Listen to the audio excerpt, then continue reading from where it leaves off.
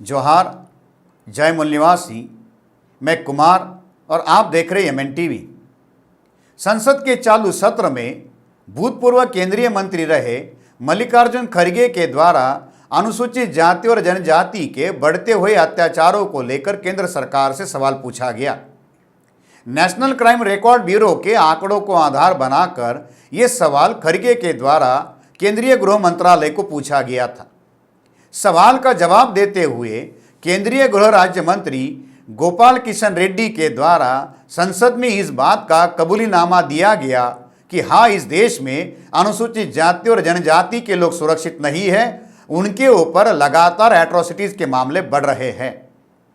National crime record bureau के आंकड़ों को आधार बनाकर हम इस बात की चर्चा कर सकते हैं कि पिछले साल यानी 2019 में अनुसूचित जातियों के ऊपर जो एट्रोसिटीज के मामले दर्ज किए गए उसमें 7.3% की बढ़ोतरी हुई है। आदिवासियों के मामले में 26.5% तक का ये मामला बढ़ा हुआ है। यानी इस देश के आदिवासी और अनुसूचित जाति के लोगों के ऊपर बहुत बड़े पैमाने पर क्राइम हो रहा है, एट्रोसिटीज हो रही है। देश के 9 बड़े राज्यों में शेड्यूल कास्ट की लगभग 54% से भी ज़्यादा आबादी रहती है। यानी देश की आधी शेड्यूल कास्ट की आबादी केवल 9 राज्यों में ही रहती है। इन्हीं 9 राज्यों में एट्रोसिटीज के कुल 46,000 मामलों में से लगभग 38,400 मामले इन्हीं 9 राज्यों में दर्ज किए गए। 2019 में आदिवासियों के ऊपर 8,275 से ज़्यादा केसेस एट्रोसिटीज के रजिस्टर किए गए थे। वही शेड्यूल कास्ट के ऊपर 46,000 से ज़्यादा केसेस रजिस्टर किए गए थे एट्रोसिटीज के। जिन 9 राज्यों में एट्रोसिटीज के लगभग 38,400 केसेस रजिस्टर हुए, उन 9 राज्यों में राजस्थान पहले नंबर पर है। राजस्थान के बाद मध्य प्रदेश, बिहार, उत्तर प्रदेश, उड़ीसा और दक्षिण भारत के तेलंगाना, आंध्र और केरला ये स्टेट शामिल है। भारत की शेड्यूल कास्ट की सबसे बड़ी आबादी इन्हीं 9 राज्यों में पाई जाती है। राजस्थान अनुसूचित जातियों के ऊपर हुए अत्याचारों में देश के क्राइम रेट में सबसे पहले नंबर पर है। अनुसूचित जातियों की महिलाओं पर जो बलात्कार के मामले देश भर में रजिस्टर हुए, उसमें सबसे ज़्यादा बलात्कार के मामले अनुसूचित जातियों की महिलाओं के ऊपर जो बलात्कार हुए उसके मामले राजस्थान में दर्ज किए गए। उत्तर प्रदेश में लगभग 12,000 के करीब एट्रोसिटीज के केसेस शेड्यूल कास्ट के विरोध में रजिस्टर किए गए। इन 9 राज्यों में अलग अलग विचारधाराओं की सरकारें चलती है। राजस्थान में कांग्रेस की सरकार है, मध्य प्रदेश और गुजरात में बीजेपी की सरकार है, दक्षिण भारत में कम्युनिस्टों की विचारधारा से केरला की सरकारें चलती है, बिहार में सुशासन बाबू के तौर पर नीतीश कुमार की सरकार है, मगर वो सरकार भी बीजेपी के ही समर्थन से चल रही है।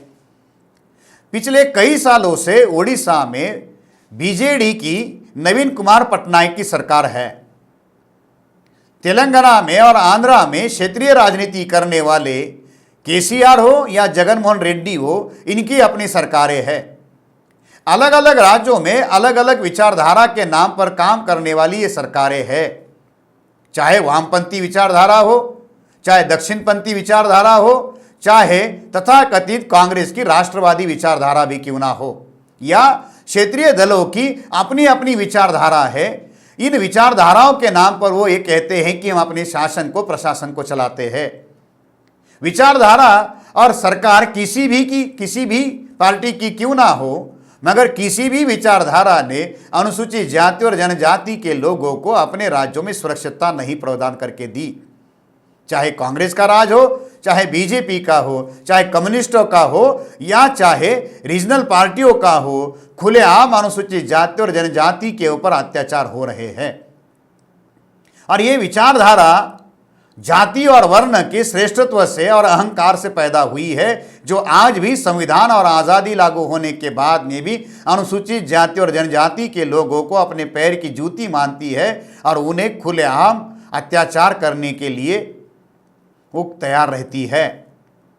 अत्याचारों के मामले बढ़ते हैं, सरकारी रिकॉर्ड में दर्ज भी किए जाते हैं, मगर जब न्याय देने की बारी आती है तो अनुसूचित जाति और जनजाति के रजिस्टर किए हुए मामलों में भी हम देखते हैं कि कन्विक्शन का परसेंट जो है वो नेशनल लेवल पर 6% तक का भी नहीं है। यानी न्याय की उम्मीद 100 में से केवल 6 लोगों को ही मिलती है।